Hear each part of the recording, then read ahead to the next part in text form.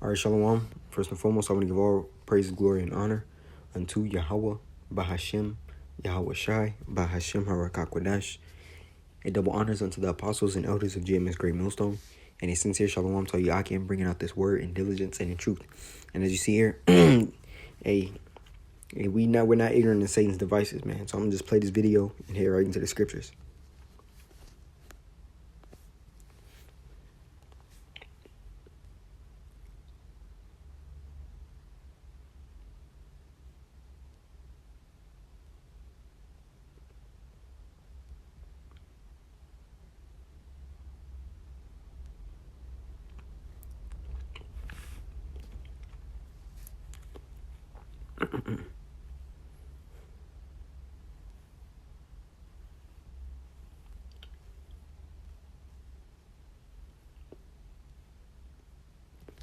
Hey, so as I said before, we're not ignorant of Satan's devices. And the CES convention, I believe, is in Vegas. Now, the thing is, ESAU wants needle-free injections, man. Now, we understand his ultimate, thing to do, or his ultimate goal is to CHIP you, which is the RFID CHIP, which is the MAR to the K of the beast, man, right? And as the scripture tells us, this man is wiser than Daniel, so he's going to figure out or try to figure out a way in order for the guilt that you're gonna have to be wiped away, man. So he's gonna come up with all these different clever tactics and ways for you to be branded and be marked with his mark, showing forth your allegiance and ownership unto him, man. Right? Because this is what it boils down to: those that are fighting for Yahweh Shema Shai versus those that have bowed down their knee unto the image of Baal, man.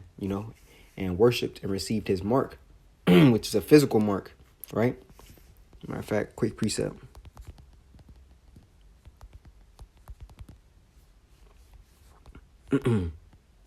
Right?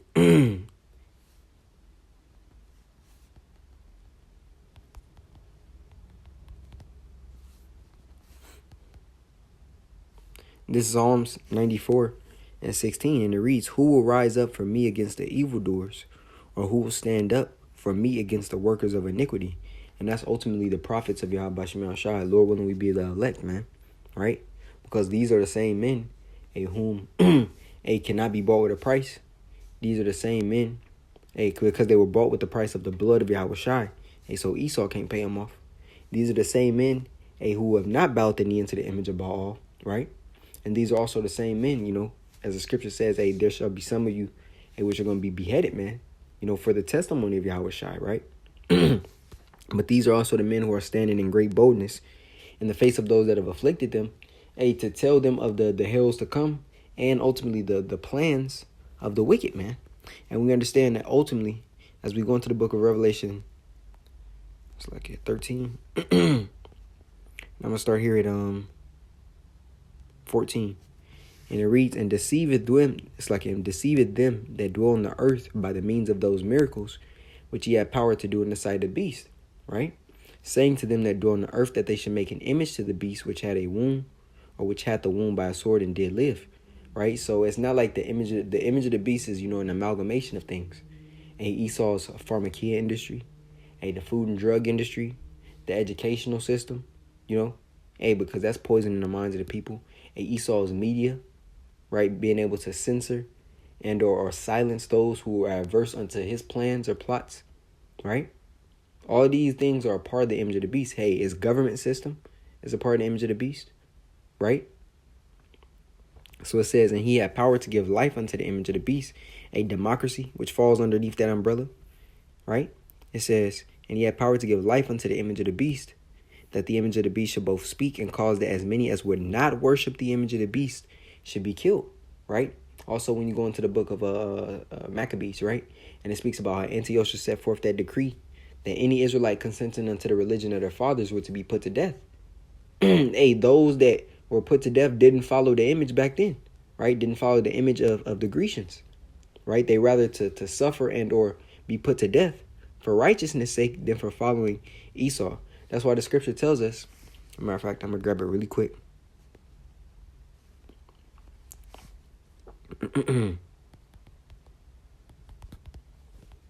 This is Matthew 16 and 25.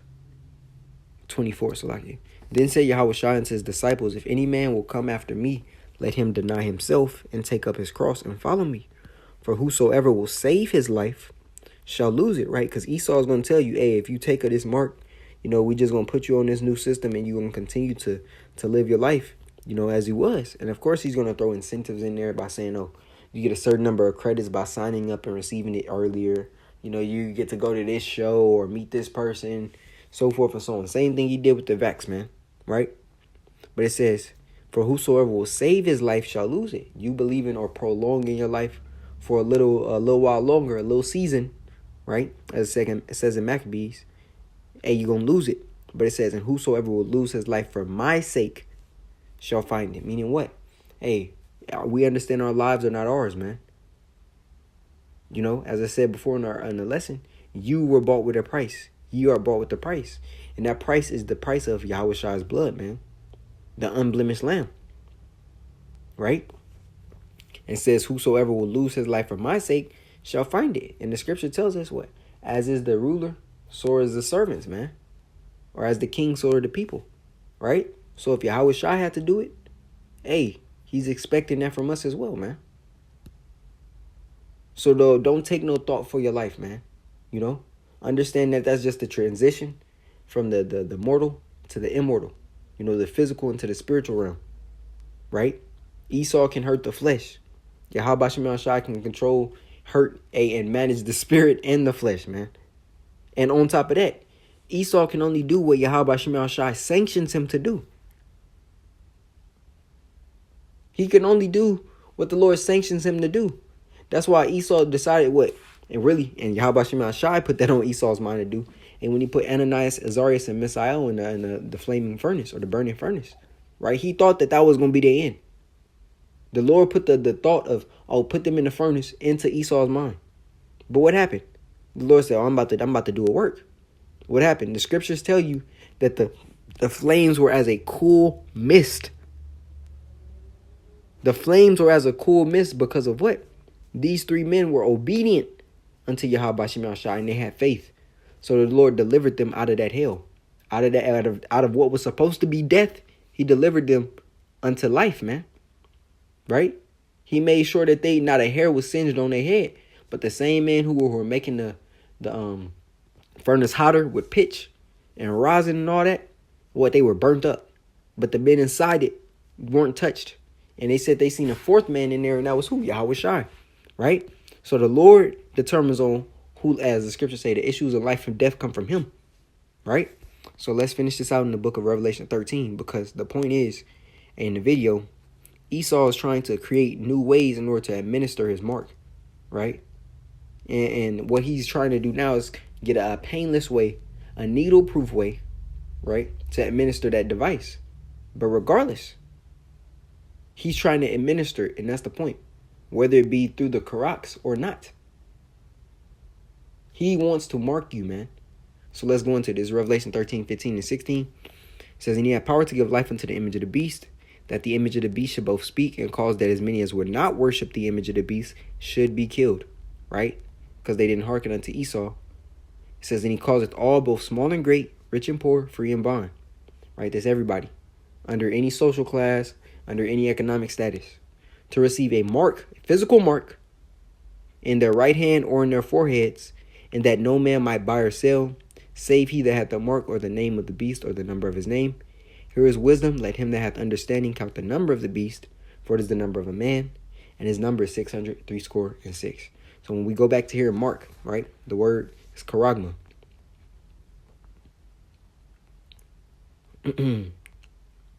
Right? G40 5480. Charagma, a stamp or imprinted mark representing what? A mark stamped on the forehead or the right hand is the badge of the followers of the anti-anointed. And there's many anti-anointeds, man. Right? But it says thing carved, sculpture, graven work. It's a stamp or imprinted mark, an etching, right? Showing you that it's something physical. Right? When you go into the root word of this, is karux, which is a pale stake or palisade, the instrument used to bring forth the mark, to administer the mark, the etching, so to speak, underneath the skin, underneath the dermis. The video that you've seen Hey, there is no needle. But this one, hey, is speaking of the syringe. Hey, because Esau, and he could administer it with the syringe. Hey, or this, we know the scripture says he's wiser than Daniel. Esau tried to come up with a creative way to still administer that mark. You receive anything, any physical mark, and deny the Lord, guess what? You're going to partake in that thermonuclear bath, man, so to speak. Hey, the second death in which the scripture says, right? 1 second, it's a lot. Right? So it says to sharpen to a point, going back to that syringe, right? And the root word of this is graphos, right? It says G1125. It says to write with reference to the contents of writing, to write to one by writing, to fill, to draw up in writing, to compose. Basically, everything you have an ID or a paper ID for, meaning your birth certificate, social security card, or social security number. You know, all these different ways to identify yourself. Esau is going to put it on this one device, which is a physical mark that he wants inside of your body. That's why the scripture says in the forehead or the hand, right? It could be anywhere in the body. If you receive of this mark, destruction is going to come unto you. It's that simple, right? It says, and you will not be able to buy nor sell without it, because he's switching everything into a digital system along with your banking, right? Along with your money, man, right? Here it is. He has coin shortages. And he's telling you that certain diseases can be transferred from money, so forth and so on. So he wants everything to be digital to further his enterprise, right? Now, when we go into this last word, kasai stigma, the word stigma is going to represent the same mark, right? Here we go. Stigma. It says stigma, a mark pricked in or branded upon the body, meaning what is physical. I'm going to keep saying that, man, because you have Israelites that's telling you, hey, it's not what it is. This is a physical mark that if you receive it, man, Yahweh Shema Shai is going to destroy you. It's that simple. It says, to ancient Oriental usage, slaves and soldiers bore the name or the stamp of their master or commander branded or pricked, cut into their bodies to indicate what master or general they belong to. Just like how they brand cattle. Esau looks at you as cattle, as goyim, right? So he wants this device into you because that signifies that you're his. You're his property. It says, cut into their bodies to indicate what master or general they belong to.